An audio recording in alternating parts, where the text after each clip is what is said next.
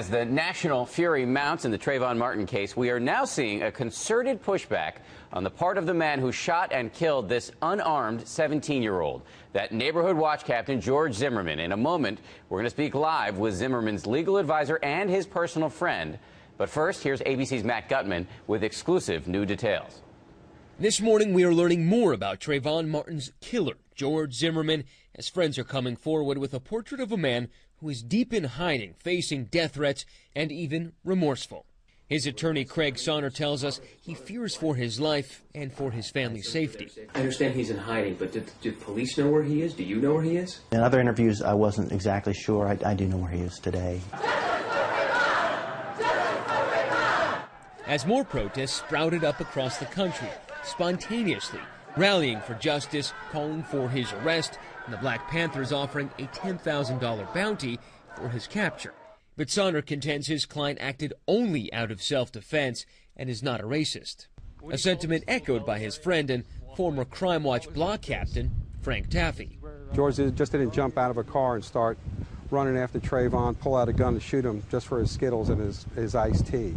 So I just want to go on the record. There's more to it. Do you think Trayvon provoked him? Personally, yes.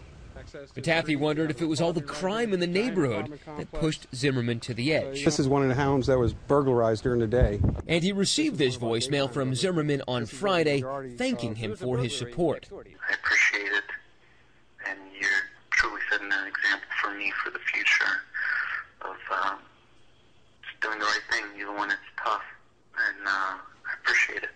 I'll talk to you soon. Thanks. It's a voice that another friend remembers clearly. A voice this friend recognizes immediately as Zimmerman's, not Martin's, and the howls caught in this 911 call. Maybe both. I'm not sure. There's just someone screaming outside. For Good Morning America, Matt Gutman, ABC News, Sanford, Florida.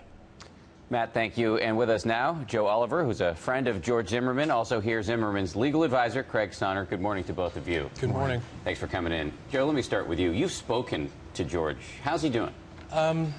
Better. After this first started, the reports that I got were that he couldn't stop crying. Is he aware of the national outrage, all the rallies, the president getting involved? Just now he's becoming aware of how big this has gotten, and that's why he contacted Craig.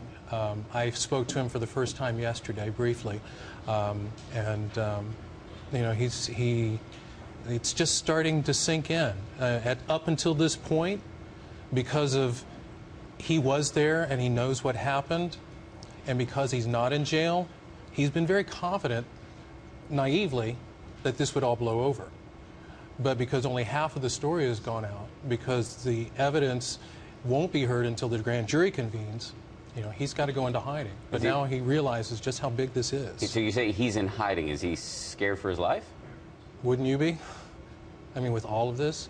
I mean, there's someone, crazy man, who put a $10,000 bounty out on his head. Now, I'd like to know what makes that person any better than the person they think George is. You have known him for quite a while. I've known George since he started dating his wife. So about a decade. And in your view, is he a racist?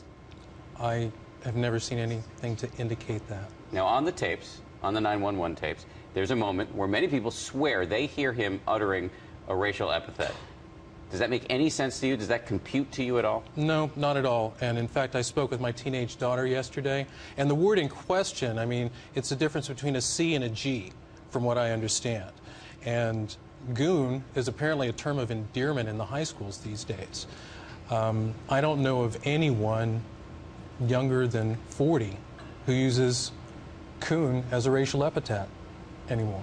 You said just a moment ago that we've only heard half the story. Let me play you a key moment from the 911 tapes on which we hear some screaming. Take a listen. Maybe both. I'm not sure. There's just someone screaming outside. Okay, what's the address that they're near? Now, several eyewitnesses have said that the screams were those of a child. What do you hear? Well, from that clip, I couldn't quite hear it, but from the clips that I've heard online, I hear George. I've heard George's voice pretty much every day for the past couple of years. And I mean, that sounded like someone who was in dire need of help, and it sounded like George. Craig, let me ask you a question. You have said this was a case of self-defense. Yes. Now, for a lot of people, that strains credulity. A lot of people have said, look, you hear on the 911 tapes the operator saying to George, do not pursue, and yet he does anyway.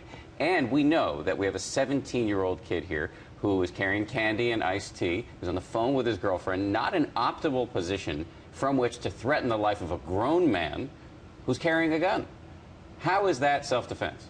Well, I don't think we've heard all the evidence. I don't want to litigate this case in the media, but there's more to be told to that story. That's only a part of it, and there's more evidence that's going to be released, you know, when the case goes forward. It'll go to the grand jury, I believe, on April 10th. At that point, more evidence is going to come out. That's only a small snippet of anything that happened that evening. And I think when the other 911 tapes are released and when the other evidence comes out, it'll show clearly that George Zimmerman was acting in self-defense. But let me press you on this. I know you say you don't want to litigate this publicly, but we are talking about a teenager against a grown man who has a gun.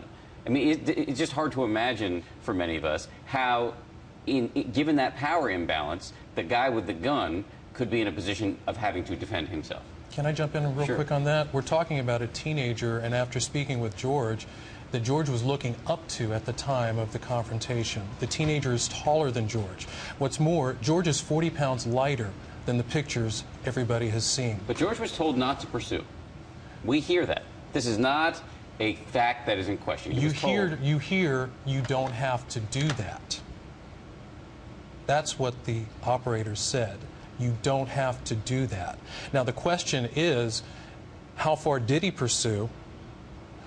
Who made the initial contact? What started the confrontation in the first place? The fact that the investigation so far has come out the way it is, because of Sanford's history, I find it hard to believe that the police department wouldn't have George in jail now if they had only one shreddable piece to support that fact. George is not in jail because they have come out and said they don't have the evidence to arrest him. Because of Sanford's history and because of how Florida law enforcement works, if they have evidence to arrest you, they arrest you. Do you expect charges at some point, Craig? Well, it's going to the grand jury on April 10th, and then the grand jury will make the decision at that time. So, I mean, they can file charges at any time. They could do it, you know, tomorrow's Monday. They could file them tomorrow. Whether they will or not, I mean, thus far they have not, and it's my contention that when all the evidence I believe is going to come forward, I think it's clearly going to be a case of self-defense. Much more to come on this case. Craig Sonner, Joe Oliver, thank you both. Really appreciate your time on this Sunday morning. Thank you.